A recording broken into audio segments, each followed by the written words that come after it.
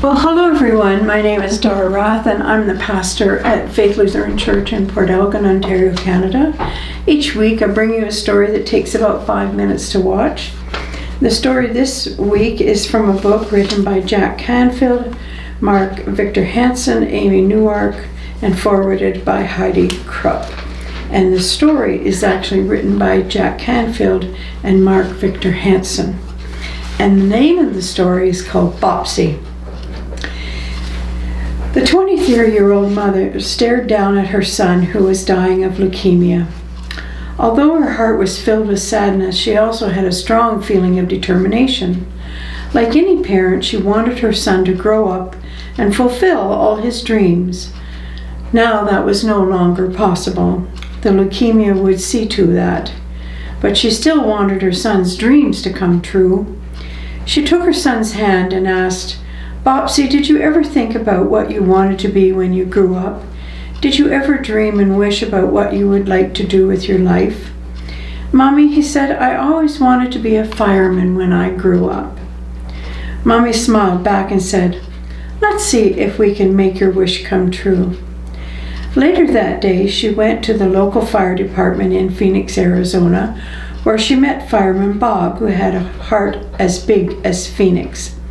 She explained her son's wish and asked if it might be possible to give her 6-year-old son a ride around the block in the fire engine. Fireman Bob said, "Look, we can do better than that. If you'll have your son ready at 7 o'clock Wednesday morning, we'll make him an honorary fireman for the whole day. He can come down to the fire station, eat with us, go out on the fire calls, on the whole 9 yards.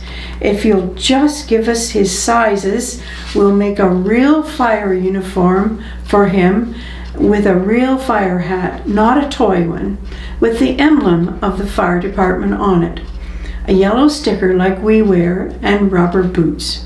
They're all manufactured right here, so we can get them fast."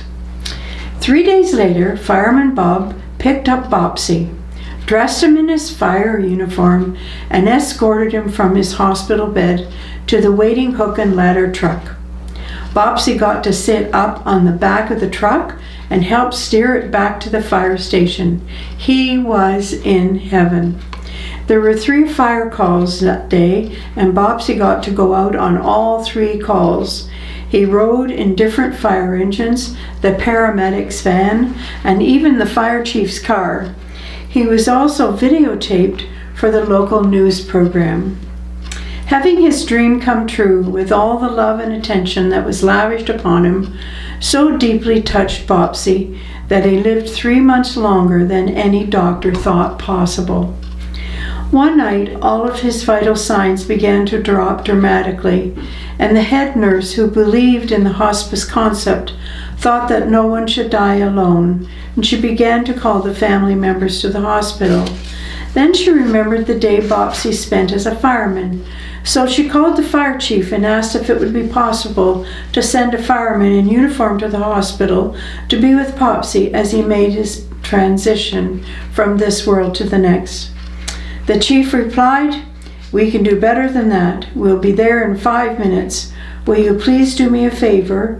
When you hear the siren screaming and see the lights flashing, will you announce over the PA system that there is not a fire? It's just the fire department coming to see one of its finest members one more time. And will you open the window to his room? Thanks." About 5 minutes later, a hook and ladder truck arrived at the hospital, extended its ladder up to Bopsy's 3rd floor open window, and 14 firemen and 2 firewomen climbed up the ladder into Bopsy's room. With his mother's permission, they hugged him and held him and told him how much they loved him. With his dying breath, Bopsy looked up at the fire chief and said, "Chief, I'm really a fireman now." "Bopsy, you are," the chief said. With those words, Bopsy smiled and closed his eyes for the last time. Isn't this a wonderful story? I'm telling you, some people just go all out to be kind to people who are taking their last breath. and palliative. It's just amazing. I wanted to tell you a personal story about a fireman. My grandson, Sam, when he was little, about 5 years old, they were at a community fire display on the 4th of July, on the July 1st, in the backyard in Waterdown. And one of the firecrackers went astray and lit Sam up. And they managed to roll him and get the fire out, but he was burned badly. And they had to call an ambulance, and of course the firemen come and the police came.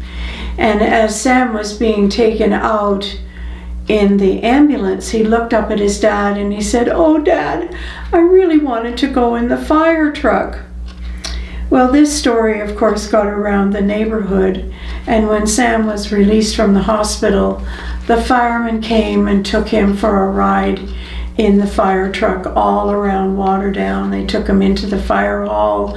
He had lunch with them, the same kind of thing. Just wonderful. So that's a really nice story. So blessings on your day, and thanks for taking 5.